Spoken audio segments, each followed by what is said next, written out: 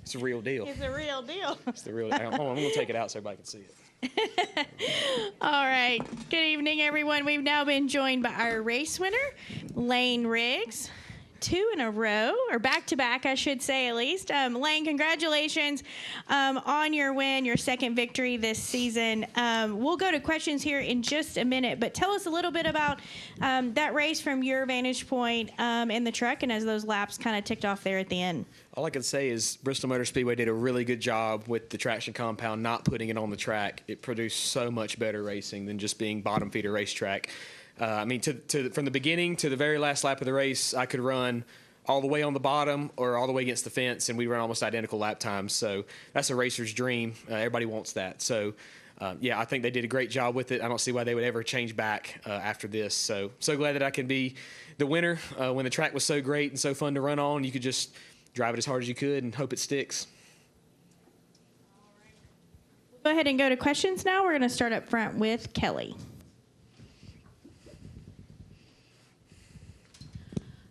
Kelly Crandall, Racer.com. Layne, 2 things. You made mention to it in your TV interview about wishing you were in the playoffs. I mean, how much does that sting, or is it more of a, gosh, why couldn't we have found this earlier in the season? It's a little bit of both, but hey, I told my team, I said, guys, I'd rather go win races than be points racing in the playoffs.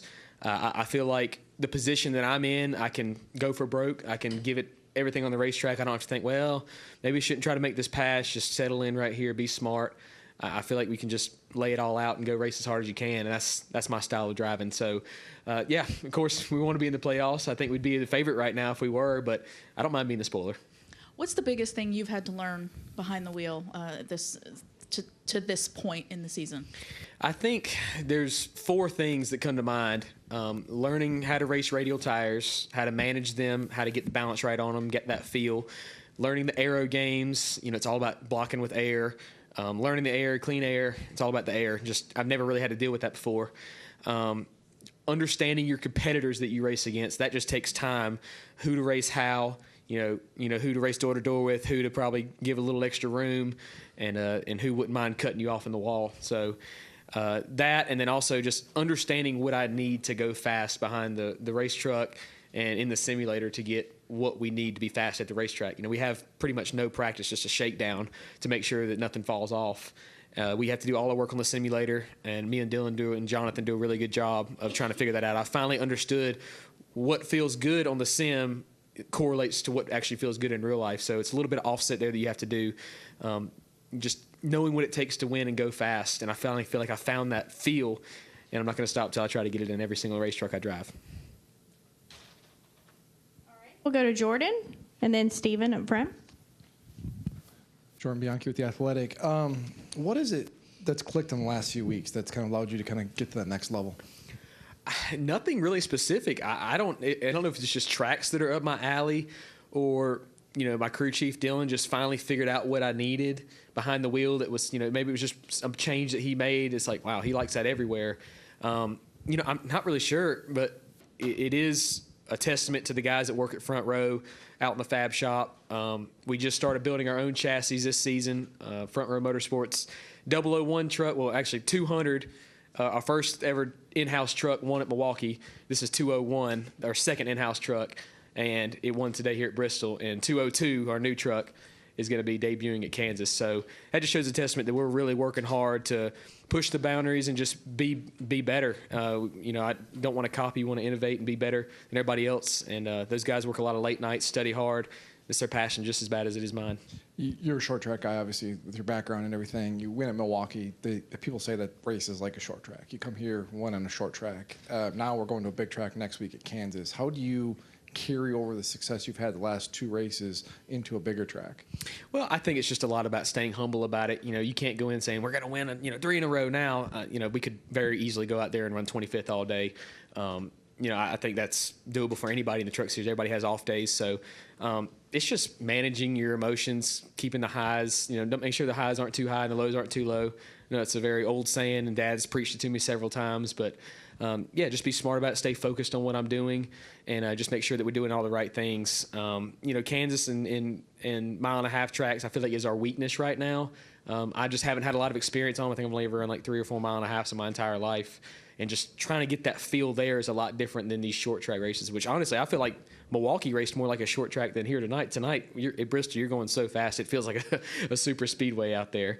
But no, I feel like they're 2 totally different types of racetracks, and we went and did really good on both of them. So I'm really proud of everybody. And then last question, are you set for next year to return to the front row in the truck series? Yes and no. It's like just a couple things going on right now, but it's looking very good. Thank you. Stephen Toronto, CBS Sports. Layne, I know you just talked about 2025, and you also talked about, wishing you were in the playoffs in order to capitalize on this. But, when you consider having won 2 in a row and having been playoff spoiler, do you and your race team look at this as maybe, okay, situationally, this is how we can approach the playoffs next year. This is how we can best set ourselves up to try and go for a championship in 2025? I think that we're doing excellent in the playoffs. I think the same mindset we're having right now is the same one we need to have next year. It's just, doing the beginning of the season right. We just had such bad luck. I mean, wrecking at Daytona right at the beginning, wrecking at Atlanta, running bad at Vegas. I can't remember. We didn't run that great here. The battery failed at Coda running second. So it's just like so many things that just went wrong that, a lot of it was out of our control. Some of it was in our control. That was just, we were just trying to learn what the heck we're doing. I mean, we're a very new race team. I'm still a rookie. I'm still trying to figure out what I'm doing. My crew chief's still trying to figure out everything at all the tracks and what I like. And we're still getting used to each other on this race team. It's so crazy just the gradual, steady progression that we've seen over the season, and now just ramping up and being dominant. So it's so amazing. And you alluded to this, and you've mentioned before how this is a young team at front row. It's a different team than the one that Zane Smith had when he was in the 38 truck. How exactly have you seen your personnel on this race team, I don't want to say mature, but evolve in their roles? And, how do you feel like things are different from the start of the year compared to now? Well, I think it's just everybody knows their job now. A lot of it was trying to lead other people or just trying to, hey, teach this guy how to do this. Like, our engineer has never touched anything in NASCAR before. He came straight out of college, and he learned everything this year. He's doing an amazing job. Interior guy, straight out of college, he's been doing good. Everybody's just like, man, they've never even been on a race team before. And to come out here and just finally learn, okay, this is what I have to do every week. This is what's good. This is what's bad. Not having to guide everybody. Everybody can be very independent, working on their own aspects of the race truck, can leave the crew chief and the engineer and everybody really be able to focus on what matters, and that's what's building speed in them. Thanks, Layne. Thanks. Okay, Stephen? Steven Stump, FrontRush.com. Layne, can you kind of walk us through that restart with 80 to go where you just went to like the very, very, very top and just kind of took the lead away from Corey? I can't believe they gave me the top like that.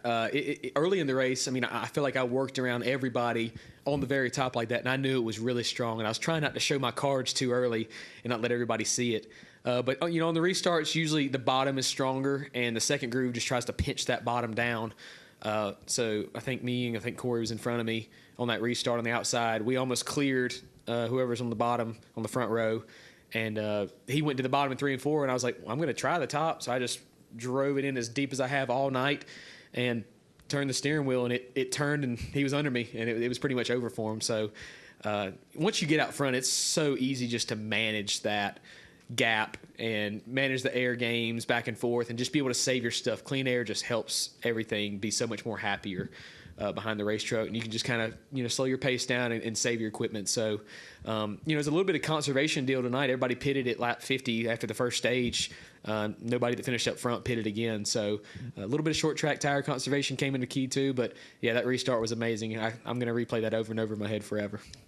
And also looking back to your last win at Milwaukee, and both there and now, you started kind of the mid-teens, worked your way through the field, and then also at Milwaukee, you had that amazing restart there too to kind of just set sail. Did did this win kind of feel deja vu, and for those reasons? A little bit. We were talking before the race. I think we qualified 16th in Milwaukee and 18th here. And he's like, well, you did it last race. Might as well, do it again.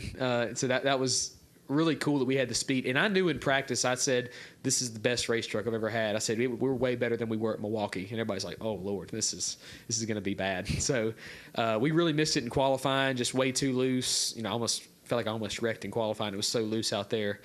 And I can't believe we qualified as good as we did. So I think tracking down the backstretch, according to SMT, I would have either been on the pole or second if I just ran a decent 3 and 4 in qualifying. So that would have made it a lot easier, but heck, might as well put a show on, right? Thanks. All right, we'll go up front to Matt, Deb, Davey, and then Jacob. Go ahead, Matt. Matt Weaver, Sportsnot. For the last 2 races, you've been mixing it up with these guys that are racing for the championship, and I know that you aspirationally want to be there yourself, but at the same time, you don't want to put yourself in a position to where maybe you cost someone an opportunity to. How much are those two kind of dueling, strategies in the back of your mind? I feel like that's more of a decision on their part. I think I'm going to race a certain way, and I did that tonight, aggressive, hard. I don't care if you're a playoff driver or not. I'm going to race you the same way, clean and respectful, hard racing. If they want to tango with me, I think that's on them. They have to, think about the pros and cons of it. They are points racing. They have to think about, hey, I'm running second today. It's probably not worth pushing Layne or trying to battle Layne or sneak those outside on a late race restart or something. I need to just finish second, have a good day. I don't have that mindset, and I think we all know where we all stand.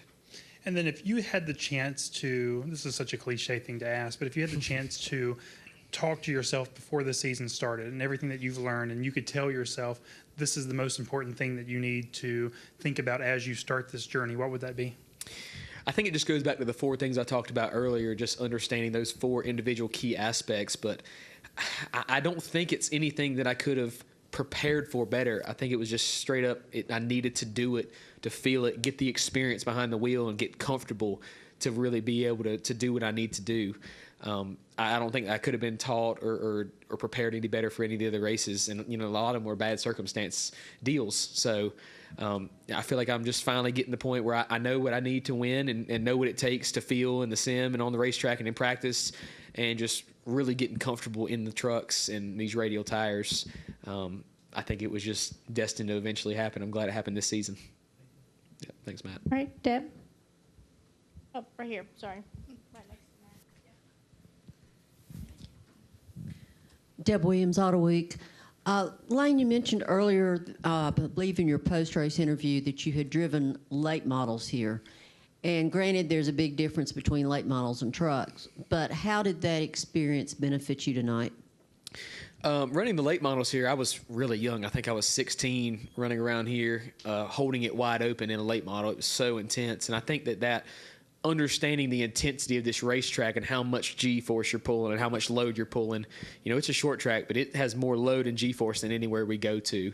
And just, being ready for that shock factor is what helped me. And even here in the spring, the same way. I mean, compared to a late model, I feel like we're just creeping around this place. But no, it definitely seasoned me a little bit and really just prepared me for how intense Bristol is. Did it help with your confidence level? I think it did. I think I would have learned that in the spring too. The spring race. I think that helped me more for the spring race than anything. But this is the first race that we have a fall and spring race for of the season, and we ran, I think, 10th in the spring. We weren't that great, and we just wholesaled it. I'm like, if we're gonna win a race, we got to change it a lot. And Dylan said, okay, let's do it. And I think that's just the confidence that he has in me to know if Layne thinks we need to be this way, I believe in him. And if I give him that, I know he's going to do what it takes to do it, and he gave it to me tonight.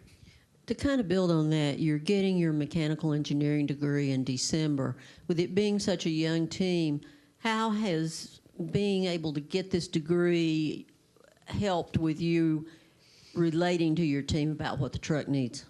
Well, me, my crew chief, and engineer all have the same degree. I think that we think a lot alike. We can talk mechanical.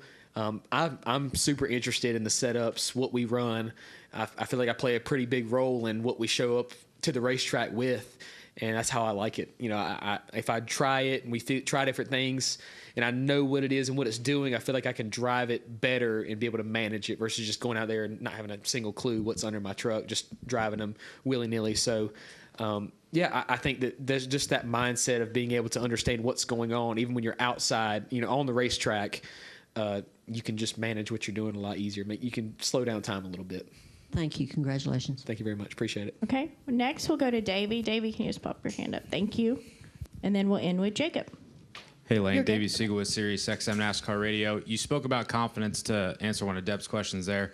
Did you go through peaks and valleys this season in terms of you personally and your confidence behind the wheel, or did that never waver for you? I knew I could get the job done. It just takes time. Of course, you have 4 or 5 weeks in a row where you either run bad or DNF. It's like, man, what am I doing wrong? What's the problem here? Is it me? You know, you question that a lot. But I've had really good people around me, and Dad being number one, that's always in my ear. He's like, dude, I went through the same thing you did. I did this season back in 2001. I did this, and this happened, and we overcame, and we ended up winning. Like, he's like, trust the process, man. Like, it's going to happen. I remember talking to him before Milwaukee. It was literally the day before we flew out to Milwaukee, and I was like, man, I just feel like we're so far from winning. Like, we finished fifth, we finished third. Like, I was like, we haven't even led a lap this year. Like, I feel like that grasp is so far. Like, usually you lead races and you lose them at the end at first, and then you finally like capitalize on them. He's like, it doesn't matter. Like, you just got to be confident in what you're doing, and you're even running up front with these guys. Just, you know, you can do the job. I've seen you do it. Just go do it. And we won the past 2 ever since then. So I got really good people around me that keep me confident. How conscious were you after the race of your celebration? I was thinking about my doctor that I talked to after Milwaukee on the white flag lap. He said, when you win at Bristol, don't be throwing your arm around. And I was like, okay, yeah, if I win at Bristol, whatever. And on the white flag left, I'm like, that son of a gun. He was right. And I was like, I'm going to get out and be really gentle right here. But no, they've been doing a great job with me. Any questions about the shoulder? Obviously, if it can hold in at Bristol and be good and feel good at the end of the race like it does right now, I think it can hold anywhere. But like I said, it's no secret I've had problems with it in the past, but everybody at NASCAR Medical is doing a great job of, you know, just getting that specialized help, being a National Series driver now. And we're taking the right precautions and just trying to make me as strong as I can every race. Appreciate it. All right, Layne, thanks so much for spending time with us. Congratulations again on the win here at Bristol. All right, thank you, everybody. Y'all have a good night. I'm going to take my sword with me.